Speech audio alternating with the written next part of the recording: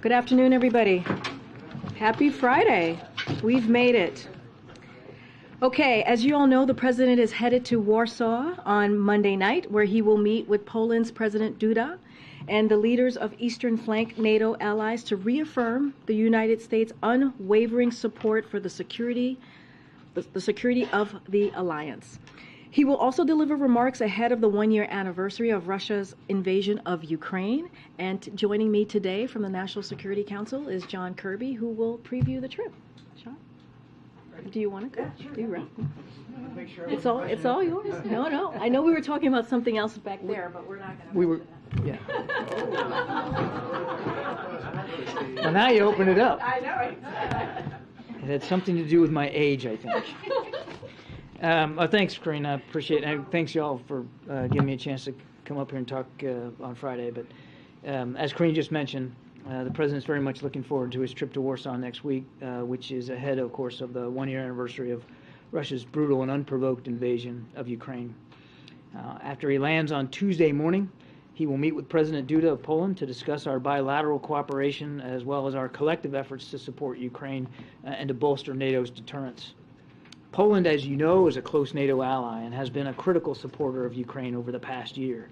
President Biden will thank President Duda and, in fact, the Polish people for the $3.8 billion in military and humanitarian assistance that they have provided to Ukraine over the past year, and for all the efforts that the Polish people have done to generously welcome more than 1.5 million refugees from Ukraine. The two leaders will discuss Poland's important logistical role as well in helping the U.S. facilitate deliveries of military and humanitarian assistance to Ukraine from not only the United States, but from our allies and partners. The President will also have a chance to thank Poland for how they have hosted now an increased number of U.S. forces, including those that are permanently stationed and those who were deployed to Europe as part of our force posture adjustments, the ones that we announced last year following Russia's invasion. There are some 10,000 American troops in Poland right now, most of them on rotational orders. On Tuesday evening local time, President Biden will deliver remarks in Warsaw on how the United States has rallied the world to support the people of Ukraine and as they defend their freedom and democracy. President Biden will make it clear that the United States will continue to stand with Ukraine, as you've heard him say many times, for as long as it takes. And on Wednesday, President Biden will get a chance to meet with the leaders of the Bucharest Nine, otherwise known as the B9. And these are largely the group of Eastern Flank NATO allies who are basically and quite frankly, literally on the front lines of our collective defense right now. And he'll do so to reaffirm the United States' unwavering support for the security of that alliance and transatlantic unity. The leaders will discuss our efforts over the past year to strengthen NATO, which is stronger and now more united than it has ever been, and how each of our nations will continue to work together as allies to continue our unwavering support for Ukraine. Now, this is an important trip for the President, and it comes at an important moment. It also follows days of diplomacy at the Munich Security Conference, where the Vice President, the Secretary of State, the Senior Director here at the NSC for Europe, and many other cabinet members, administration officials, members of Congress are all meeting with our allies and partners to discuss our enduring support for the people of Ukraine, as well as our transatlantic unity and our ironclad support for our NATO allies in light of all the changes to the European security environment over the last year. And as the President believes, that security environment has changed. Not is changing, not will change, has changed. In fact, Vice President Harris is meeting with foreign leaders, including Chancellor Scholz of Germany, President Macron of France. Tomorrow, the Vice President will deliver a keynote address about our support for Ukraine and the atrocities that Russian forces continue to commit against the Ukrainian people. As you all know, close coordination with our allies and partners has been a priority for President Biden since taking office and throughout the past year as we support Ukraine. In addition to his engagements in Poland, President Biden is looking forward to hosting Chancellor Scholz at the White House on March 3rd, and the President will be speaking with a number of our allies next week on the phone, including Prime Minister Sunak of the United Kingdom, President Macron of France, Prime Minister Meloni of Italy. As we approach the one-year mark since this invasion, we can proudly say that our support for Ukraine remains unwavering, and our alliances and our international coalition in support of Ukraine remain stronger than ever. With that, we'll have to take some questions. Oh, we're back to my age again. Yeah. Thank you very much. No, go ahead, Scott. Actually, I had a brief follow-up on the balloon incidents from earlier this week. Okay. Had you seen a story in Aviation Week that an Illinois hobby club feels like their balloon might have been a candidate for the balloon shot a week ago? Any response to that? Because it's a very particular location in the last set of data that they got. Yeah, we just can't confirm those reports or what the remains of that balloon might actually end up being, and we haven't recovered it, so it's very difficult till you can get your hands on something to be able to tell. And because of where it is over Lake Huron, I mean, we all have to accept the possibility that we may not be able to recover it. But quick following on the president said yesterday, he stood by it, that it was out of an abundance of caution. But an anecdote like this, does it make any sort of reconsideration of perhaps this was an overreaction at any point over the past week? So I'd ask you to, just for a second, put yourself in his shoes. Especially, certainly in light of the Chinese spy balloon and what was a very real, certainly very sizable, and tangible security threat, surveillance threat to the United States in the wake of that. So the military fine-tunes their radar parameters to see more, and of course they're finding more. And you got these three, and they're unidentified. They're not responding to any kind of communication, so we don't know who owns them or what their purpose is. And they're flying in sovereign U.S. airspace. They're also at altitudes that could affect the safety of civilian air traffic, and based on the flight path and the prevailing winds, potentially moving over sensitive military sites. And the military leaders come to you and they say, Mr. President, we don't know what these are. We're concerned about what they could be and about where they could be going and what the purpose might be. And we recommend that you take these down in the interest of safety and security of the American people and out of an abundance of caution. And the president acted on that recommendation because he takes so seriously his responsibilities to protect this country, our secrets, our interests, and our people. So the short answer to your question is absolutely not.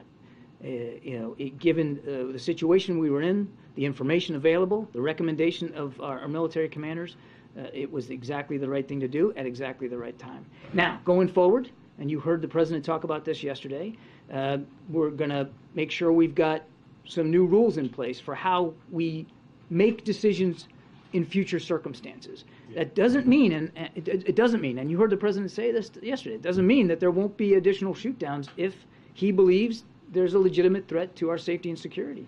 But it does mean that we're going to put a new set of parameters on the decision-making process going forward. But just last follow-up on that, everything you just said, can that coexist? Let me rephrase. Was there any feeling of frustration of perhaps this was a $12 hobby balloon from a group of kids in Illinois after the fact? Again, given the information that we had at the time and the legitimate concerns about potential surveillance in the wake of the Chinese spy balloon, you make decisions based on the best information that you have, and ultimately you have to come down to some core principles when you're making decisions as commander-in-chief. And of course, the most core principle of all is safety and security of the American people and our interests. So again, I say to you, the short answer to that is no.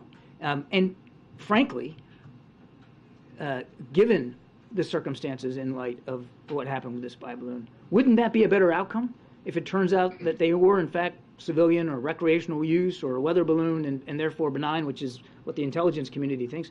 Isn't that a better outcome than to have to think about the possibility of greater threats to our national security? Thanks, Karine. So, John, I take that to mean you guys don't have any plans to reimburse the bottle cap balloon brigade? I don't know of any plans to reimburse. We honestly don't know what this is. More generally speaking, what can you tell Americans about what they should expect in the future, understanding that these new parameters are going to be classified? If they see something in the air, should there be any concern that a missile is going to follow it? Again, we're not going to rule anything out, in or out, in terms of how we're going to treat with additional potential unidentified aircraft. I thought the president did a terrific job yesterday of putting this into some context and making it clear to the American people that their safety will always come first, that these are likely, we're going to find out that they were likely of a benign purpose and not a threat at all. So there shouldn't be any overarching concern by the American people that the skies are somehow full of attack balloons, or that they're at greater risk.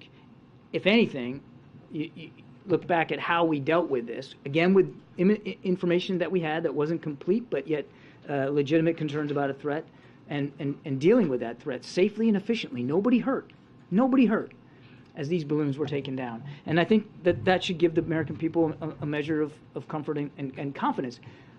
But the president wants to make sure that as we go forward, we do so smartly and we do so effectively. And that's why he wants a set of new rules determined so that we can now deal with these in a perhaps a different way, go in the future. While we have you here, what can you tell us about this ISIS raid in Syria? Yeah, so I think you saw Central Command put a statement out that last night U.S. military and SDF partnered forces conducted a helicopter raid against an ISIS senior leader, a man named Hamza al-Hamzi.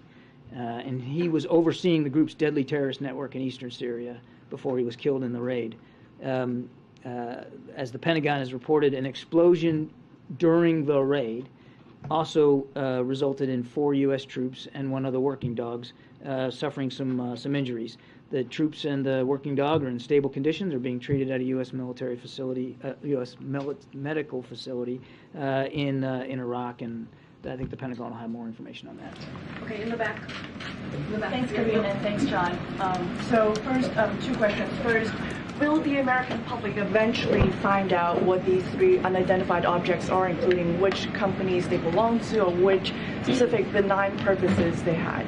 We would like nothing better, but I can't sit here and promise you that we'll get to that level of fidelity of detail.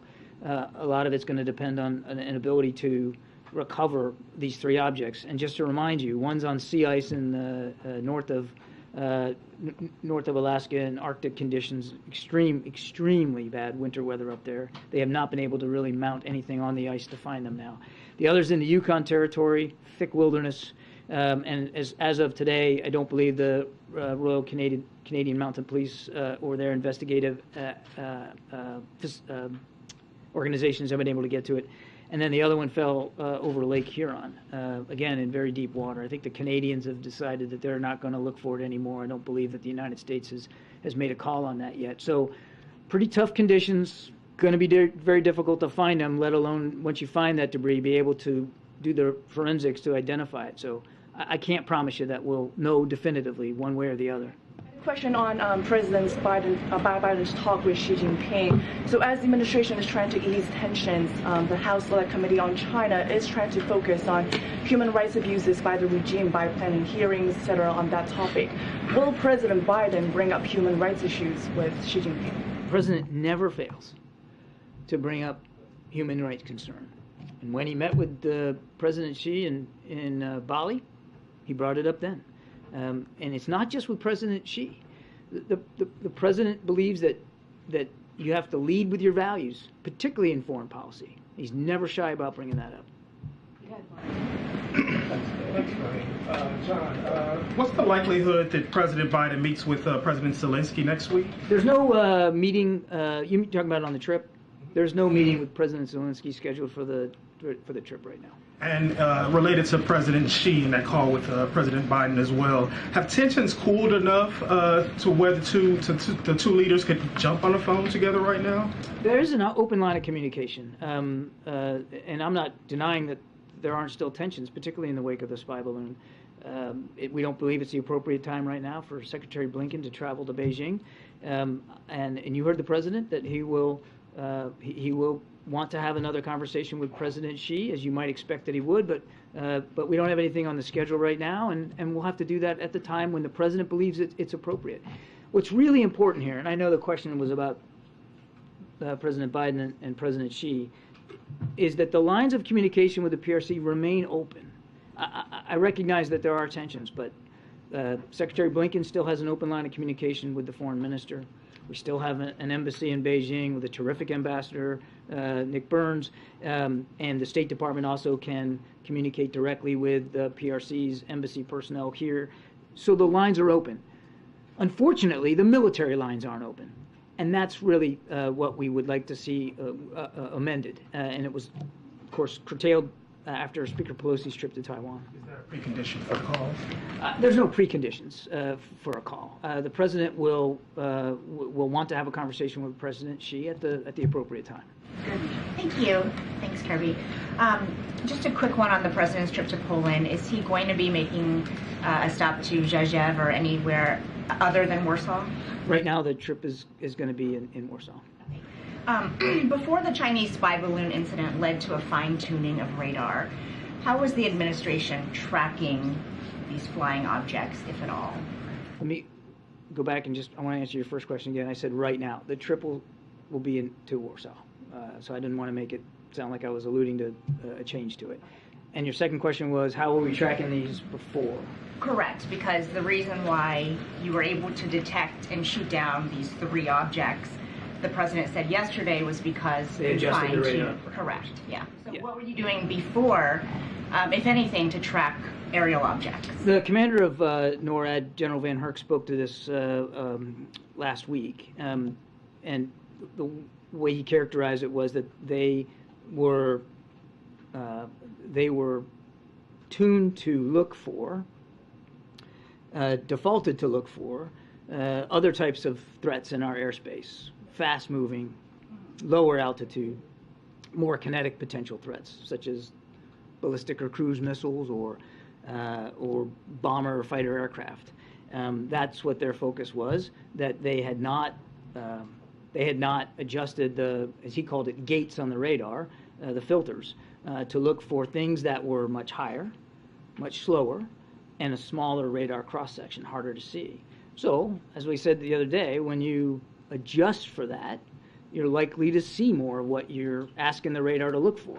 But it just wasn't set for that. He was focused on other types of threats, more kinetic threats to our, or potential kinetic threats in our airspace. So it sounds like, yesterday the president said that he wanted to work to establish a better inventory of unmanned airborne objects. Does that mean currently there is no inventory? I wouldn't say there's none, but I think it's fair to say that he wants us to focus a little bit more on this particular issue and learn more about what's out there, what's up there, quite frankly. Got it. And then how long do you think it will take to implement this 4-step plan?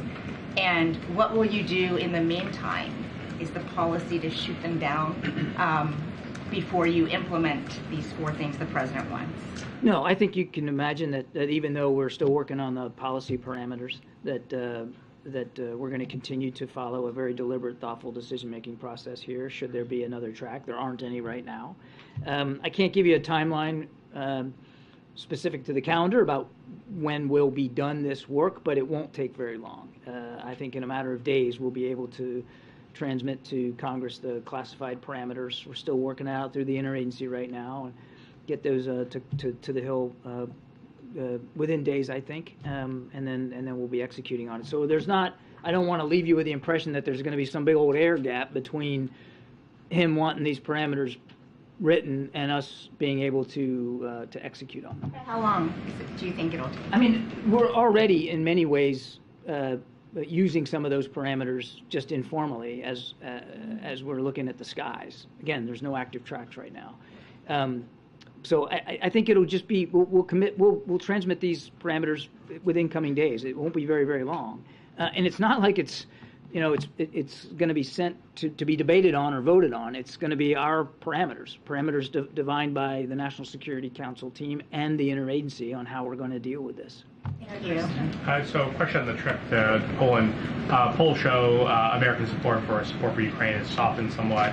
There's obviously concerns about House Republicans not going along with more support for Ukraine. How does the president try to square that with his message of support on the trip?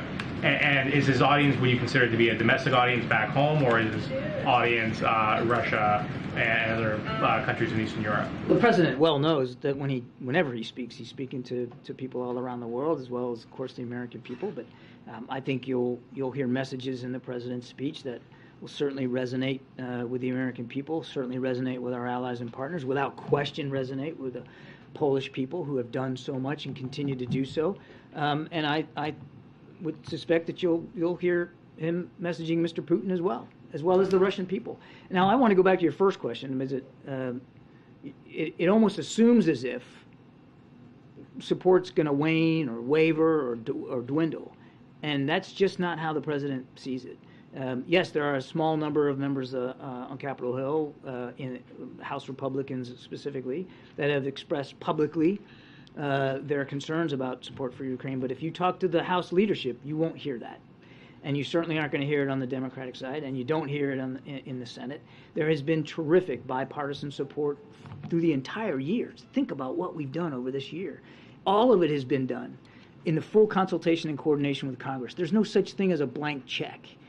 We're all doing it together. And the support from Congress has really been extraordinary, and the President looks forward to that support continuing. Thank you very much. Is the President prepared to send U.S. fighter jets to Ukraine? What's the current thinking? We talked about this. I think the President actually got asked this question, and he spoke to it. I don't have anything to add from what the President said. I'll just tell you that we remain in constant communication with the Ukrainians about what their needs are. And those needs have evolved as the war has evolved, and we'll see where this goes. If Poland has MiG-29s at Ramstein Air Base, is the U.S. prepared to facilitate the delivery of those MiG-29s? And Poland I don't know of any request by the Poles to transmit their their MiG-29s to Ukraine. We have never dictated to another partner what they can or can't give, or on what timeline.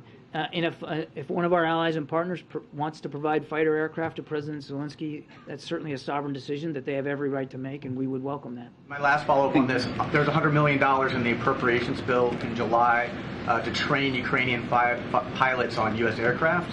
What's the status of that training? There's no training underway right now because there's no commitment by the United States to provide fighter aircraft. But you don't have to have a fighter aircraft to do the training. There's no training underway right now, but fighter pilots. Thank you, Karine. On President Biden's trip to Poland, can we expect any deliverables during this trip, like a new military package for Ukraine or a new framework of support for Ukraine? And another one, you just mentioned at the beginning of this press briefing that there are 10,000 U.S. troops in Poland. Why there's no meeting with the troops on President Biden's schedule? The President routinely visits with the men and women of the military and their families. So does the First Lady. You can't look at a single set of remarks he ever gives, including yesterday, where he doesn't call out the troops and how prideful he is in them. This particular trip is a short one, and it's going to be focused on events in Warsaw. You never want to make it about you when you're up here, but as a veteran myself, I can promise you I never worried, ever, when he was vice president or certainly as president, about his concern for the welfare of the men and women in uniform and their families. Not a single bit. And what about the first question? I was trying to ignore the first question. I thought that if I was eloquent on my second answer, so I'm not going to get at the president. I think you can understand that. We have been consistent in rolling out additional security assistance packages to Ukraine on a fairly routine and regular basis, and that will continue. I'm not going to get ahead of the president's remarks. John, after you've spoken with other allies, sorry. I will say that I think you'll hear from the president in his speech continued tangible support for Ukraine going forward. I mean, he will talk about the ways in which we're going to continue to support Ukraine going forward. So on the balloon question, so you reached out to allies, told them that you believe that these balloons have been sighted over dozens of countries. 40 to 50. 40 to 50. Have you asked other countries to take action against those balloons, and have you seen an increase or decrease in the sightings and the activity since this all became public? No, the purpose was not to ask them to take action one way or another. These are, again, sovereign decisions that nations have to make. It was about informing them of the context, the forensics that we did to learn more about this program and the ways in which their countries may have been overflown in the past. And then just following up on Mark's question, Zelensky today spoke at the Munich Security Conference, and he asked the West, urgently appealed to the West, to provide more, bigger, heavier weapons more quickly because everyone fears the offensive that is expected. So, what do you say to Zelensky? What will Harris say when she is You can't hardly blame them, can you? I mean, 1 year on, how many millions flown into refuge inside and outside the country? How many soldiers killed? How many towns and cities destroyed? How many hospitals and schools bombed? Can't blame President Zelensky for wanting more, heavier, faster. I mean, he's a commander-in-chief in a time of war, a war he didn't ask for, and certainly there was no justification for it. And we understand that. We also understand the clock, and we know that that time is critical here, particularly the time in the wintertime now, when the fighting is not quite as widespread across the country. There's quite a bit of vicious fighting in and around Bakhmut. In fact, I'd like to talk about Bakhmut in a second, even though you didn't ask about it. So we're going to try to do what we can to use this time to get Mr. Zelensky as much as possible, as fast as we can, so that when the weather improves, and we all have to assume and expect that the Russians will want to go back on the offense. Right now they're fighting over Bakhmut, but it's possible that along that arc from northeast to southwest that they may want to renew their offensive operations, that he's ready for it, and that if he chooses to, he can go on the offense as well.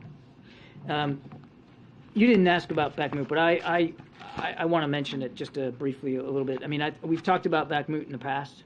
No strategic value to the Russians. Seems to be an operation almost exclusively run by Mr. Prigozhin and the Wagner Group, more than it is the Russian Ministry of Defense. They have made incremental gains in and around Bakhmut over the last few days, and we certainly can't predict one way or the other. I mean, it is possible that they might end up being successful in Bakhmut, but it will prove of no real worth to them because it is of no real strategic value. The Ukrainians will continue to maintain, we believe, strong defensive lines across the Donbass, and will be and still are fighting very, very hard for Bakhmut.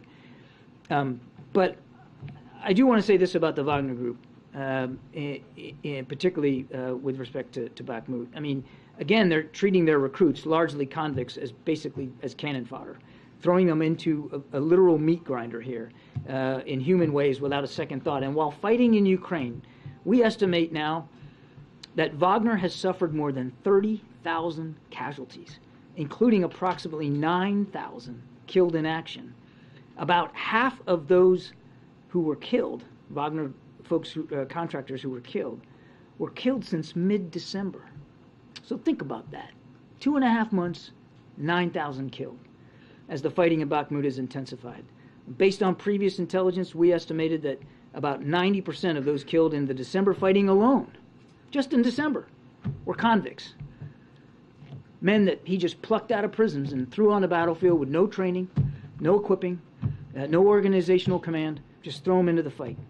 90% killed were convicts. We believe that Wagner continues to rely heavily on these convicts in the Bakhmut fighting, and that doesn't show any signs of abating. I know you didn't ask that question, but I wanted to get that out there. Yeah, thank you.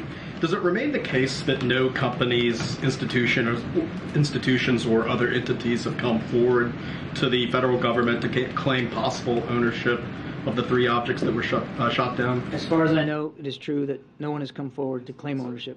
Okay, and so that Illinois group, they've not come forward? I'm not aware of any formal process or official process on behalf of that group to come forward. We've seen the press reports. Yeah. Have you identified any possible entities that could be responsible for Not these? that I'm aware of, no. So you have no possible leads on where these objects might have come from? We don't, sir. And I think it'll be very difficult to make some sort of positive identification unless you can get to the debris, and even that could be a difficult process. On the debris, I mean, there's no way to identify it without looking at the debris. Unless an organization comes forward and knows definitively that it was their property, but I mean, even that might be difficult for that entity to know. Is the government going to try to reach out to this Illinois amateur? I know of no outreach to that group. We don't have the debris. There's no way to positively identify it.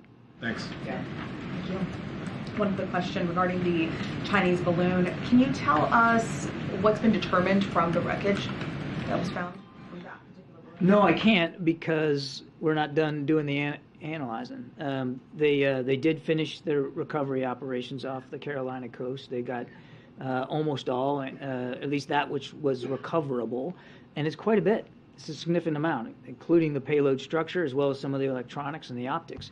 And all that's now at the FBI laboratory in Quantico. They're analyzing it. They're looking at it.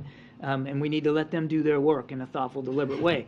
I want to caveat all this by saying there may be some things we will not be able to disclose, and I think you can understand why that is. But we're going to exploit this material as best we can. We learned our lot already from the balloon by surveilling it while it was flying over the country. We're going to learn even more, we believe, by getting a look at the guts inside it and see how it worked and what it was capable of. What about the information the Chinese was able to learn about the U.S. based on that surveillance? Again, we'll have to get inside it and do the best we can on the forensics of it.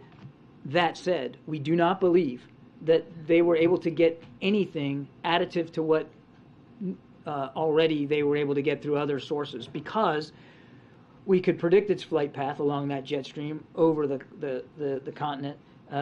Because it was moving slow, we were able to put in place protocols at sensitive military sites in the country, particularly in the Midwest, to limit any collection ability. So we don't believe that the balloon was able to collect anything of great significance, certainly nothing additive to what the Chinese may have already been able to do through other means. Thanks, John. A year ago in Poland, the president said that Vladimir Putin shouldn't remain in power. We were later told that this wasn't a call for regime change. Given that we're now 1 year on, the war has dragged on this time, is there any change in the US approach? Do you think removing Vladimir Putin from power in Moscow would help bring an end to this war? There's no change in our policy with respect to the Russian government. What could end the war is real simple. I mean, it ain't hard. All he's got to do is take his troops out of Ukraine. They don't belong there anyway. Pull them out. The war would be over.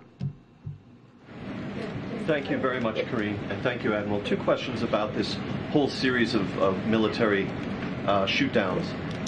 First, it defies reason that you would have zero idea what these three objects were, since the fighter jets themselves took video of their sorties. Will you release the cockpit videos from those missions? I'd have to refer you to DOD on that, James, in terms of releasing the imagery. I never said we had zero idea. I said we don't know what they are, and so did the President. The President also told you that the intelligence community's leading explanations at this point are that they were of benign purpose, probably commercial, recreation, or scientific research.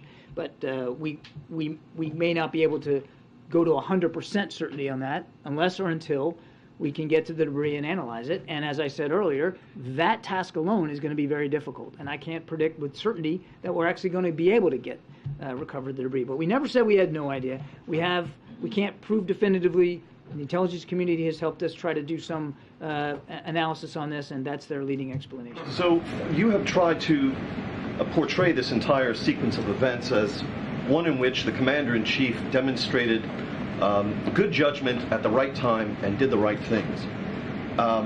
The president's critics obviously see it differently. And what they depict is a commander-in-chief who, according to the Washington Post reporting, was able to track this Chinese spy balloon from the inception of its mission off of Hainan Island all the way to U.S. airspace and across the country. And eventually that was shot down after the Chinese had had a good look at whatever they wanted to see with that balloon, and who then presided over a series of missions in which millions and millions of dollars were spent and missiles were fired at objects that you now concede most likely were benign in nature. And that suggests a commander-in-chief who overreacted after allowing the Chinese spy balloon to do what it did, and then went trigger-happy on a bunch of kites and balloons that had no military threat to them. What do you say to that depiction of events? I've already reacted to that exact criticism in the first question of the briefing. I've already reacted to it. No Americans in the air were hurt. No Americans on the air in the ground were hurt. James, no significant surveillance achieved by the Chinese spy balloon. And now we have an opportunity to learn even more about this program, a program that we started to really study in earnest when we came into office. No apologies here.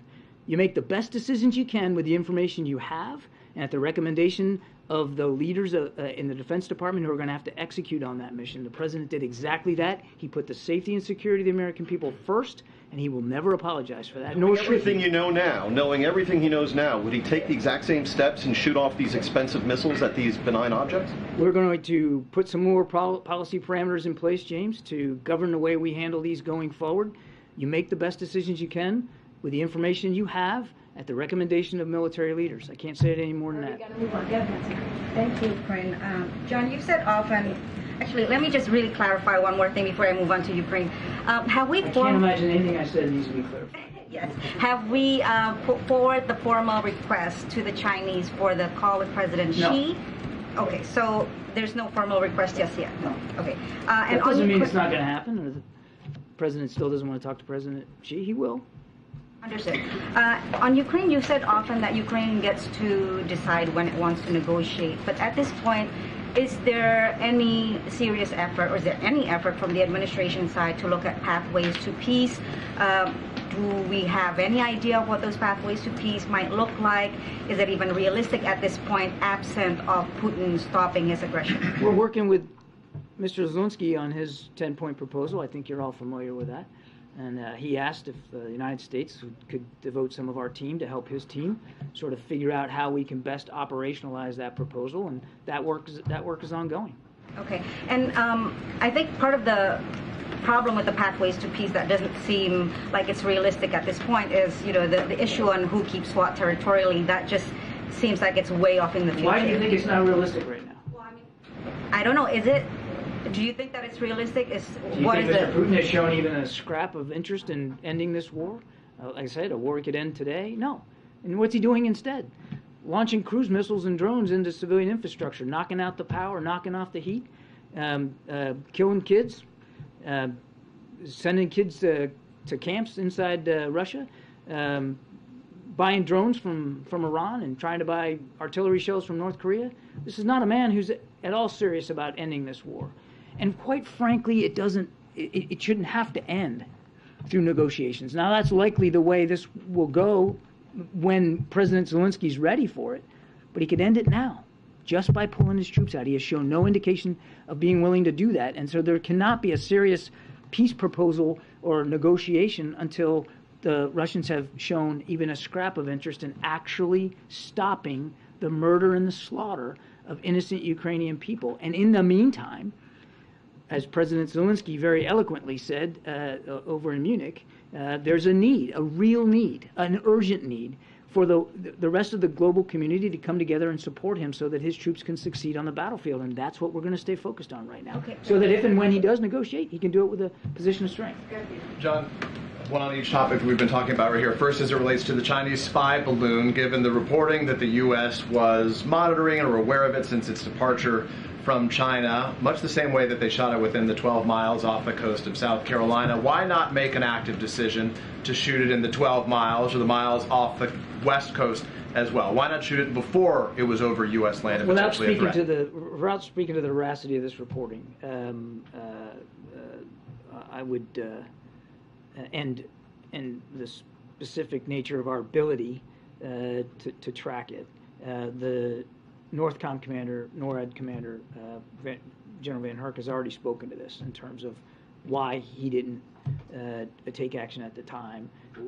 Wasn't he speaking to when it was over the United States? No, he was speaking to. He got asked specifically about approaching Alaska and why he didn't take action, and he talked about no hostile intent, no hostile threat, and concern for lives and livelihood on the ground. Do we have a domain awareness gap?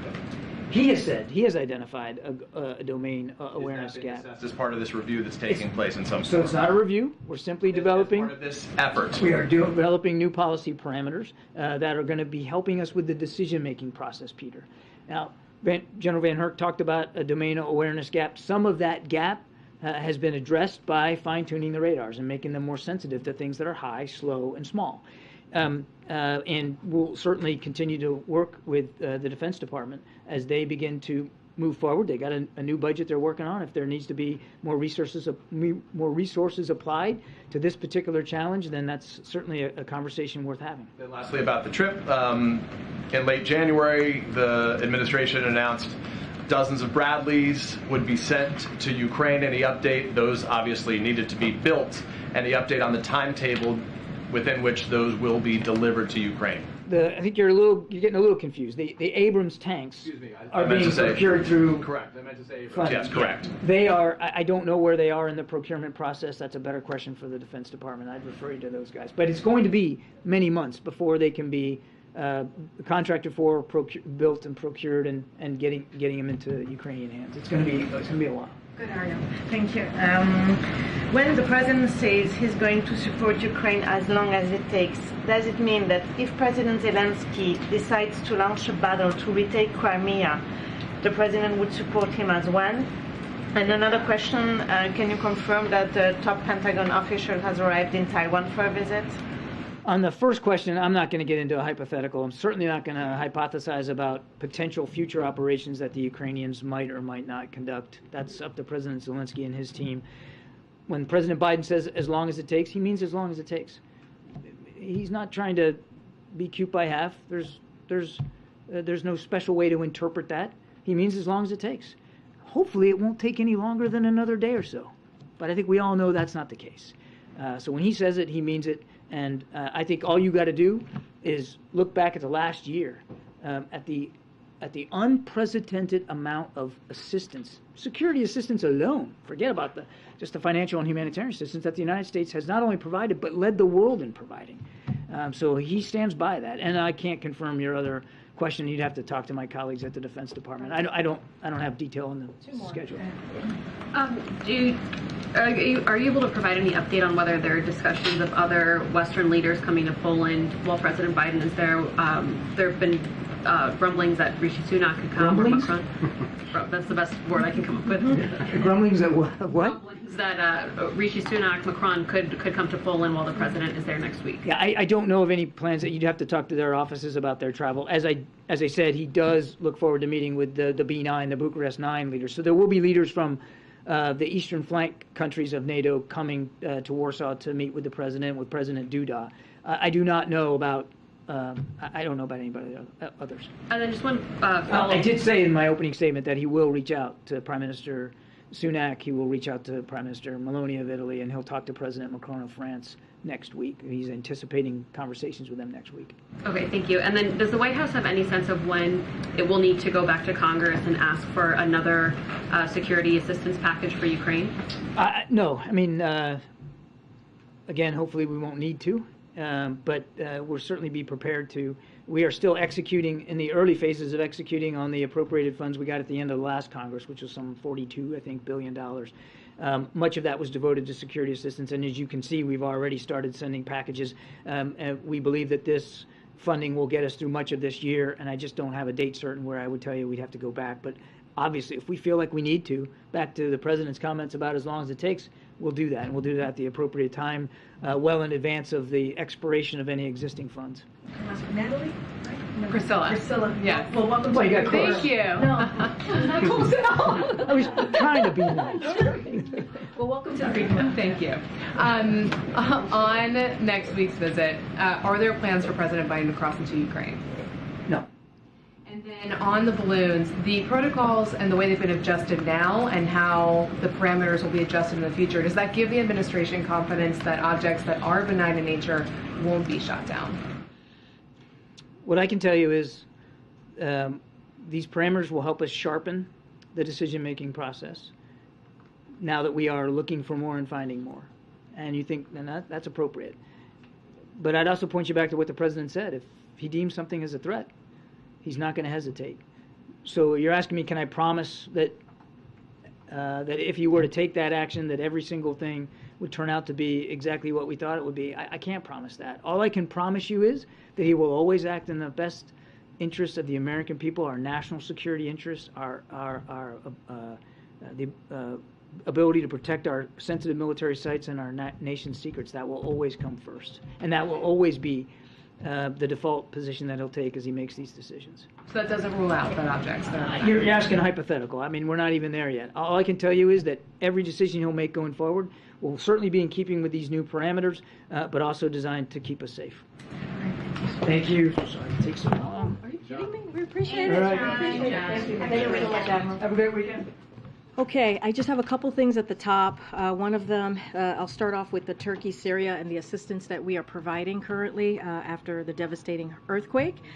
So the U.S., through USAID, is airlifting more than $2.5 million worth of emergency relief supplies to the people of Turkey. As part of the $85 million in assistance, we have pledged to support the people of Turkey and Syria following, again, the devastating February 6 earthquakes. Today, U.S. Ambassador to Turkey, Jeff Flake, met the arrival of the initial delivery of these supplies at Adana Airport while the supplies were loaded onto trucks for delivery to affected communities. Secretary Blinken has also announced travel to Turkey over the weekend. Over the coming days, USAID will continue to transport relief supplies on approximately 10 flights with more than 1.8 million pounds of supplies, of kitchen sets, hygiene kits, heavy-duty plastic sheeting for temporary shelters, and high thermal blankets to provide for hundreds of thousands of people. In Syria, we must keep aid flowing so that the Syrian people get the help they so desperately need. The decisions earlier this week to open 2 additional border crossings for UN convoys is welcome, but long overdue, and we must ensure that they cannot be turned off on a whim. We believe that a Security Council resolution codifying the opening of additional border checkpoints in Security Council resolution is the best way to do that, and will continue pressing that forward. I also want to say a few words about Senator Fetterman, and before we continue, millions of Americans, as you all know, go untreated with depression every day. Senator Fetterman did the right thing and brave thing today or just this week by getting the help that he definitely needs. So the president is committed to making sure every American can get help they need too, which is why he made addressing mental health a priority from his earliest days as president. His administration has made unprecedented investments in expanding access to mental health services, including better incorporating mental health into the broader health care system, securing bipartisan funding to get more mental health resources to schools, and bolstering the 988 suicide hotline. In his State of the Union speech just last week, the president continued to call for Republicans and Democrats to work together to get this done. As the president and First Lady shared this morning, they are thinking about John, Giselle, and their entire Fetterman family today, and they are grateful to Senator Fetterman for being an example to this. And briefly, and last, I want to say to all of you, yesterday Secretary Walsh announced that he will step down from his role as Labor Secretary in the upcoming weeks. As the President said in his statement about the Secretary's departure, Secretary Walsh is one tough union chief, and his record at the Department of Labor is a testament to the power of putting a card-carrying union member in charge of fighting for American workers. Through the Secretary's leadership, the administration has helped unions secure a historic pay raise for rail workers, continued the fight for paid sick days for all American workers, strengthened workplace protections, and ushered a historic surge in union organizing. Secretary Walsh's work has made life better for millions of working Americans and will serve as a model for all future labor secretaries who truly value American working people. We certainly wish Secretary well in all his future face-offs and also puck drops. So good luck to you, Secretary Walsh, and we can start the briefing. Okay. So, question on House Oversight Committee wants to examine the U.S. pullout from Afghanistan. A second, Republican-led investigation into the withdrawal. Does the White House plan to cooperate in this investigation? How does it feel about it? So I'll say this. We have been providing Congress with information on Afghanistan and the operation for this past year, so don't have anything to add there. As you know, the White House counsel is very much focused on the oversight. They are the ones who are answering questions and dealing with the letter. Certainly we'll take a look at the letter, so I will let them speak to this. And what's the status of the administration's own internal review? There's a lot of talk about this. Is that ever going to be finished or released publicly? So it's don't have any update on the review. I know that's been asked a couple of times. I know that Jake Sullivan came and spoke to this some time ago, our national security advisor. Just don't have an an update for you all. And once we have something to share, we certainly will provide it. Get an update on for next week. I would have to honestly speak to Jake Sullivan, the National Security Council team. But I know that's come up a couple times here at the podium, and he's spoken to this. I would just have to go back to them and get some information for you. Thank you. Regarding Senator Fetterman, while the president was at Walter Reed yesterday, did he by any chance see the senator there? I don't have any meetings or conversations with Senator Fetterman to speak to at this time. Okay. And regarding the Memphis police officers charged in the death of Tyree Nichols, as you know, this is a community that's been hurting. I was there in Memphis when the video was released for the funeral. We saw the vice president there. The people there want change in the policing system. Does the White House believe that that can actually happen? And also, what's the White House's reaction to the officers pleading not guilty? So I want to be very mindful because it's an ongoing case, and we are always careful here when there is a criminal investigation or a case moving forward. But I'm just going to reiterate what the president has said before, nothing can bring back Mr. Nichols back to his family and also the Memphis community. He should be alive today. And sadly, his family has to continue to mourn the death of their loved one. But we do believe, the president does believe, that Mr. and Mrs. Wells and also Tyree's son, Mr. Nichols' son, and his whole entire family deserve a swift and full and transparent investigation. And that's what the president believes, and that's what should be called for. But I'm not going to get certainly ahead of an investigation at this time. Thank you. Has President Biden spoken to Senator Fetterman's wife? I don't have any conversation to read out at this time. As you know, the president has developed a very good, close relationship with the Fettermans over the last several months. You saw the president visit Pennsylvania multiple times during the midterm elections, and so they've gotten to know each other.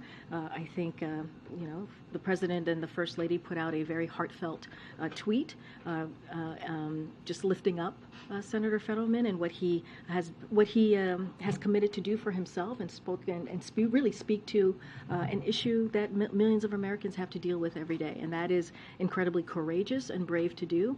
And of course, we wish him a speedy recovery.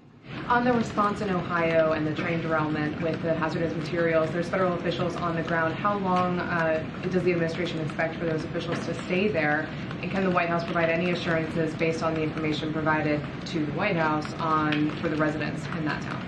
So as I mentioned yesterday, and as you all know, this is certainly a priority for the administration, the health and the safety of the community in East Palestine.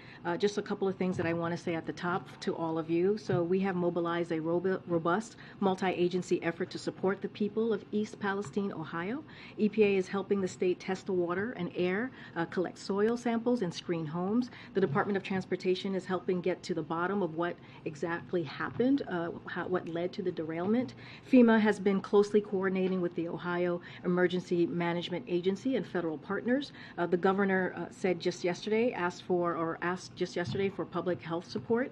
And today, as we have announced, and I actually talked about this yesterday, how HHS and CDC were getting involved. And today, both those agencies announced they are deploying a team of medical personnel and toxicologists to conduct public health testing and assessment. So we are committed to supporting the people of Palestine every step of the way, and we are going to be on the ground helping them as long as it's needed.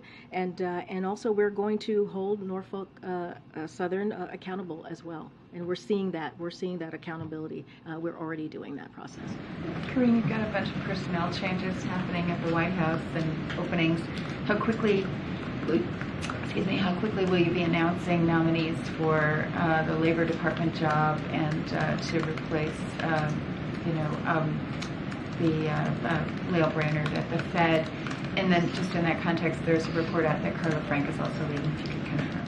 Say the last part. Frank is leaving as political. Okay. Don't have any personnel announcements to make at this time. I can say to you that under the Department of Labor statute, Julie Su will serve as an acting secretary, which is common.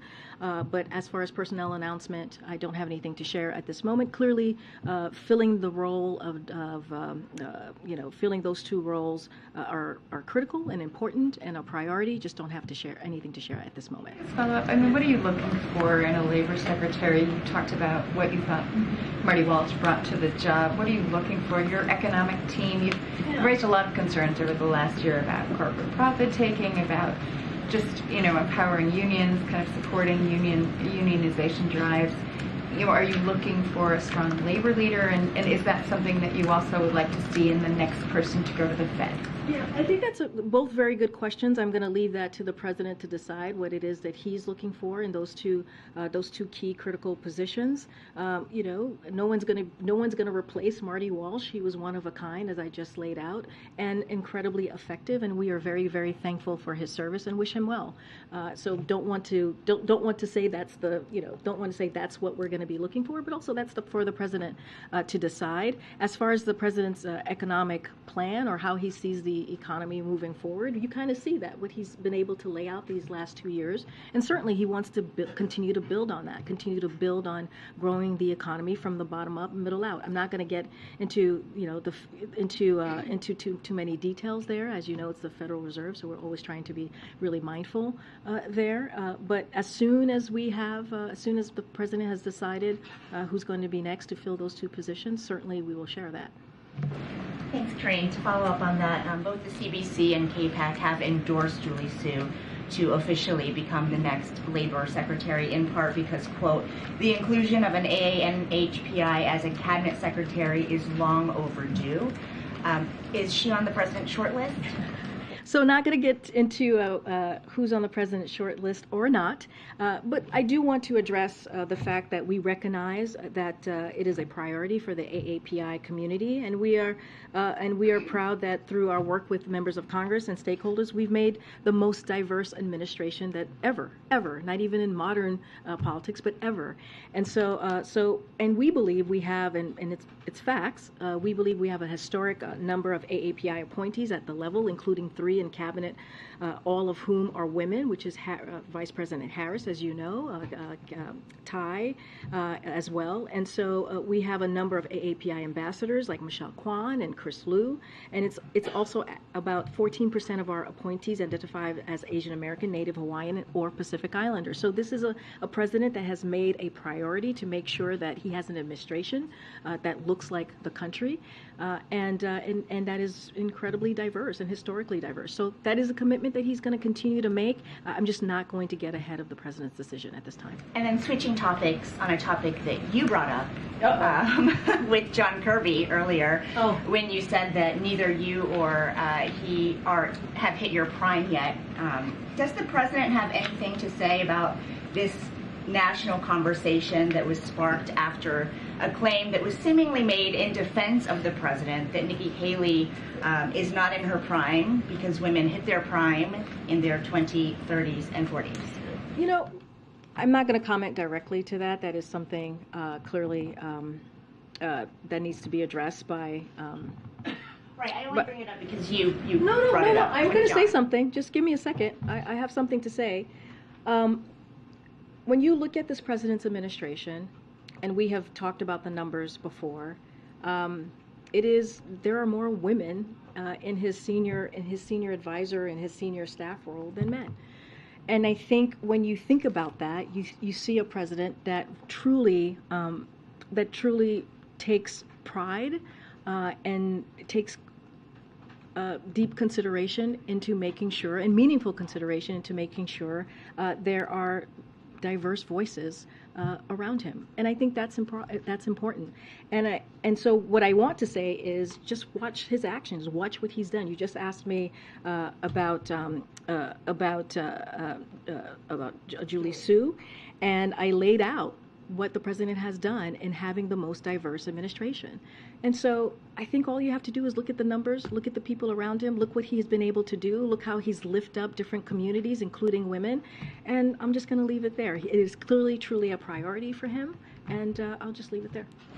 If I could ask you very quickly about that raid that took place in eastern Syria, just because John Kirby didn't get to it. Has the president been briefed on the circumstances? Has he had any conversations with those who were wounded? Any more detail about his relationship to that event? So the president has been briefed. I don't have anything more to what John Kirby just laid out. I would refer you to the Department of Defense on any specifics on who's been wounded or any details, other details outside of what John Kirby laid out, but don't have anything else. Did the president sign off on that raid? Obviously, it was successful, as the DoD or the CENTCOM reported. Was the president a part of the decision-making before it took place? I don't want to get into too much of specifics on this, but when it comes to situations like this, of course, the president is closely involved. Can I ask you about the First Lady was supposed to travel to Indiana today? She didn't go because her office says that she's not feeling very well. Can you give us any better? Yeah, it's not COVID. Is she okay? What's the I going can on? say from here that it's not COVID. She is under the weather, and I'll leave it there. But is recuperating. I'm not her doctor, so I'm not going to go into specifics on what it is. But I can say that she is indeed under the weather. It is not COVID, and her trip to Indiana that was supposed to happen today will be rescheduled at a later date. And I'll leave it there. Okay. Obviously, we hope she gets well soon. The last question is about Rick Scott. As you saw, he edited his policy plan on sunsetting federal programs after 5 years to say it now exempts Social Security and Medicare. He says to the president, to Democratic and Republican leaders, that it was never intended to refer to Social Security and Medicare. And the White House is viewed as that end this conversation. Is the discussion over this issue done? What do you think? So I thought you would ask this question, so I have a couple of things to say to the senator. So I'll first say this, that the president congratulates Senator Scott on joining the post-State of the Union red wave, as we have seen from Republicans, acknowledging that they are, in fact, been attempting to put Medicare and Social Security on the chopping block, because that's what they are actually saying, that they were indeed attempting to do that. So for the past year, and we have the facts, the past year he has explained the absence of an exception by saying, if it's worth keeping, we're going to keep it. But make no mistake, his true colors are undeniable and on the record. They have been speaking at both sides of their mouths here. That's what Republicans in the Senate and Congress more broadly have been doing. Cutting Medicaid and Social Security benefits is a long-standing passion of Senator Scott's, as it is for a majority of the House Republicans who comprise the Republican Study Committee and many of his Senate colleagues, ranging from John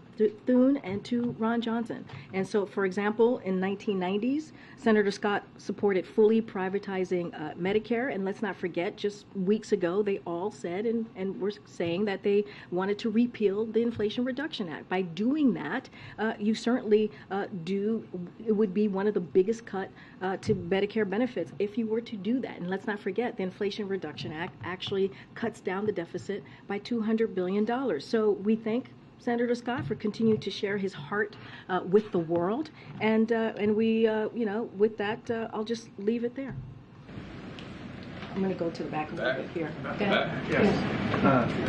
Thank you, Karine. I wanted to ask about the situation in Ohio. One thing I don't know has been mentioned in the list of agencies that are involved, and maybe it's because you don't have visibility into it, is the Department of Justice. Is the effort to hold Norfolk Southern accountable also extend to potential criminal liability, or has that been ruled out based on the fact that DOJ is not on the list of agencies? So, as you know, there is an investigation underway, but we have done some things to hold Norfolk Southern accountable. Just a couple of things. EPA has secured Norfolk Southern's commitment to cover all the cleanup costs, which is incredibly important, and they're requiring the railroad to document the release of hazardous containments. There's also an active, as I said, investigation underway. Once the investigation is complete, the federal government will use all available and appropriate authorities to ensure accountability and prove all safety. So let's get the investigation going, see where it takes us. But already we are making sure that they are being held into account. On the balloons and the objects, sort of more of a domestic question, does this review or the effort to come up with this guidance in the intelligence regarding future shoot-down protocols. Is there anything that extends to the FAA regarding who may be required to file a flight plan, or anything sort of for the public that people who may have small aircraft may need to do going forward? It's a very good question. I'm just going to allow the process to continue, and as soon as we have parameters put forth, we certainly will share what we're able to. Some of that stuff is going to be, some of the information that will be provided by this interagency team will be classified, and we want to make sure that we protect that. And so I'm just going to let the team do its work, and we'll provide more information as soon as we have it. Hey, thank you. So, ask you about credit card debt. A New York Federal Reserve study now shows that Americans' credit card debt reached a record level. It also shows that delinquencies are up with that credit card debt, as well as delinquencies on auto loans. Is the president concerned that we're seeing a crack in the economic foundation because of inflation? So, just two things about that particular report. So the report does not just measure borrowing, it measures credit card balances, including spending that it's paid off every month, so that's important to note. And also further, credit card balances relative to take-home pay are lower than they were pre-pandemic. So those are two things that are important to take to account. And let's not forget, as you know, Ed, there are other indicators that we also look at, which is really important. The household net worth is 23% above pre-pandemic level. 51% fewer Americans are entering bankruptcy than before the pandemic. Mortgage, auto, and credit card delinquencies are below pre-pandemic levels. In fact, mortgage delinquencies are near record lows since the start of the data in 2003. And over the last few years, we've seen credit card scores strengthen and expansion of credit. So we also have to look at the other indicators. And so just wanted to make sure that, and I know you do as well, but want to make sure that we point that out too. So the president doesn't see weakness then in the overall economy? No, if anything, I just mentioned where we are. If you look at past indicators that I just laid out, whether it's household, whether it's mortgage delinquency, we are at levels that we were pre-pandemic. And so I think that matters. And let's not forget, we were talking about the economy moments ago. A lot of that is because of the work that this president has done on the economy, because of his economic policy, because he makes sure that no one is left behind, because he came in at a time where the economy was tanking and was able to turn that around and grow the economy. And so I think if you're looking at the indicators and you're seeing levels pre-pandemic, I think that matters. And so we're going to look at all the indicators and make sure we point out, as you're asking me about this credit card debt record, there are two things that I just laid out, which it does not measure. And so that's also very important to take into account. Okay. Thanks, Karine. Speaking of the economy, the Congressional Hispanic Caucus today sent a letter to the president urging him to appoint a Hispanic American to fill the vacancy left by Fed Vice Chair Lael Brainerd. Is that something he's considering? Do we have a timetable yet as to when he'll nominate someone? Yeah, my answer is going to be similar to what I gave Andrea, which is I'm not going to get ahead of the president on this at this moment. Clearly, it's an important vacancy that the president is going to make a priority to fill, but just not going to get ahead on what the criteria is going to be, who it's going to be, who's on the short list, not on the short list. I'm just going to let the president decide. And separately, are there any plans for the president to visit Ohio in light of the train wreck? So as you know, the EPA Administrator Regan was there. He held a press conference just over 24 hours ago while he was in East Palestine. I just don't have anything to share about the president's schedule. As you know, he'll be in Poland the beginning of next week. Thanks, Karine. Just a follow-up on the Social Security stuff as it relates to the debt ceiling. Recently, HHS announced some proposed rates for Medicare Advantage that would result in a $3 billion reduction to the program. I know Becerra pushed back on that characterization, but can you explain how does it square with the president's commitment not to cut Medicare, or are there cost-saving measures in there somehow in the broader program that you wouldn't characterize as a cut if it's a cost-saving measure? I'm not going to go beyond to what the Secretary Becerra said. What he said is basically where the president is. I want to be very careful here because, and as you know, the president's going to put forth his budget on March 9th, and he'll talk about what he thinks is fiscally responsible and put forth a budget that's fiscally responsible. And he mentioned this in the State of the Union. He's going to talk about how he's going to continue to lower the deficit by $2 trillion, and you guys will see the specifics of that budget when it comes out. And let's not forget, the president also lowered the deficit the first 2 years by $1.7 trillion. So all of that is important as the president is growing the economy and making sure that no one is left behind, that he's also lowering the deficit. And he's doing that with these very historic pieces of legislation that we have seen him sign into law this past 2 years. But I want to be very clear. When it comes to protecting Medicare, when it comes to Social Security, the president is going to continue to fight to make sure that those are not being held hostage by the Republican Party, to make sure that we are fighting for programs that taxpayers, pay into. We're talking about veterans, we're talking about seniors. So this is something that the president has been very clear about. He talked about it this week. He talked about it at the State of the Union. We need to make sure those programs, those life-saving programs for many Americans, millions of Americans, are not played with, just like what Republicans are trying to do. I just laid out moments ago how Republicans have been talking about for years, how they want to cut those really key programs for our veterans, for our seniors. And so the president, again, is going to continue to fight for those. Thank you. Thank you. Earlier today, when the White House released some background information on Ohio, one thing that was said by officials is that if Norfolk Southern backed off the commitment to pay for cleanup, then the administration would be prepared to issue a legally binding order to get reimbursed 3 times the amount. I'm wondering if that was just like a warning, or if there has been indication thus far, a recent indication from the company, that they could back off that commitment. So I don't have any indication that they are backing off of that. I just laid out how that EPA is requiring or the company has committed to cover all cleanup costs. That is something that EPA has worked very hard on and is making sure that the company is doing. And from what I understand, they are going to do that. And as I said before, there is an investigation underway, and we'll know more. But I don't have any indication of what you just laid out. It was also said that a CDC team, as you were saying, was being dispatched, that they're going to be on the ground on Monday. I'm hoping you can kind of explain for people just why they're only hitting the ground on Monday, it's not happening actually now, but also why it didn't happen. This has been going on for a couple weeks now. Well, I want to be very clear. On February 4th, we had folks on the ground within hours. An EPA team. Yeah, EPA team, but this matters, right? This happened on February 3rd, and at 2 a.m. on February 4th, hours after the derailment, the EPA team was on the ground. So I just want to make sure that the American people understand that we did take action and folks were on the ground. So it is like multiple federal agency, again, we're on the ground, not just the EPA, within hours. It is also important to remember that it was a serious accident.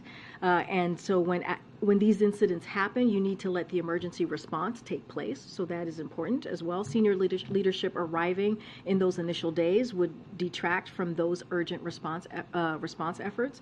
And when it was appropriate, the EPA administrator went, as you saw him yesterday, and additional agency officials, as you just mentioned, HHS, CDC, will be visiting soon. But the work is happening. We've been on the ground again since February 4th, hours after the derailment happened, and we are committed. We are committed. This is the federal government is committed to making sure that the community gets what it needs, and we'll be there on the ground for as long as it takes. Kirby mentioned humanitarian assistance when he was talking about the president's trip, but obviously the president has talked so much recently about the U.S. security assistance to Ukraine. Last year when he was in Poland, he met with refugees. That was a big part of his message there. How much of this trip will be about that side of it? Will he meet with refugees? Will you add some component like that for this trip? I'm not going to get ahead of what we've laid out. He'll be in Warsaw, as you know. He's going to make a major speech, and he wanted to do this ahead of the anniversary. As you all know, the anniversary will be a week from today of Russia's brutal war against Ukraine. Don't have anything else in any any further details to share on that. He mentioned the eastern flank, right?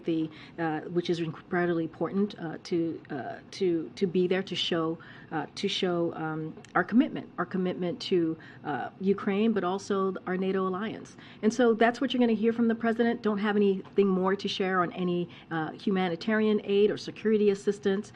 Clearly, we have done a lot over this past year, and there continues to be bipartisan support as you look at that assistance, and we will always share that with you when we're ready to announce more. But certainly, I'm not going to get ahead of the president from here today. Okay, I'm going to take one more. Oh, okay. Oh gosh, I'll take one more. One more. I'm trying to call somebody. I haven't called yet. Go ahead, Alex. I haven't called Alex in a while. Thank you, Karine. 31 Democrats joined with Republicans to vote against revisions to the D.C. crime bill, and now that heads to the Senate. And there could be, obviously because the margins are narrower, they could reject those revisions as well. I know this administration supports D.C. statehood and sovereignty. At the same time, what does it make of the debate over the revisions to the crime bill and just the issues with public safety in the nation's capital?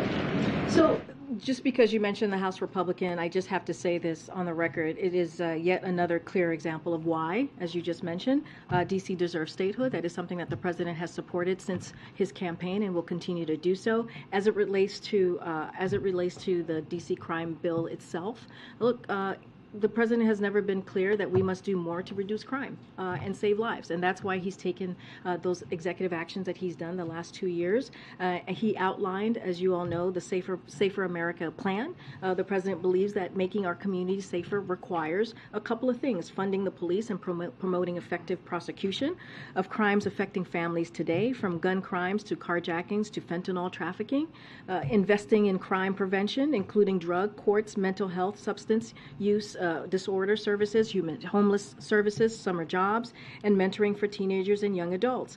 And so all of these things, community violence interventions, and a fairer criminal justice system, that is something that the president is going to continue to push. The third and last thing I'll lay out is taking additional common sense steps on guns to keep dangerous firearms out of dangerous hands, including banning assault weapons ban, which is something that you heard the president talk about just last week.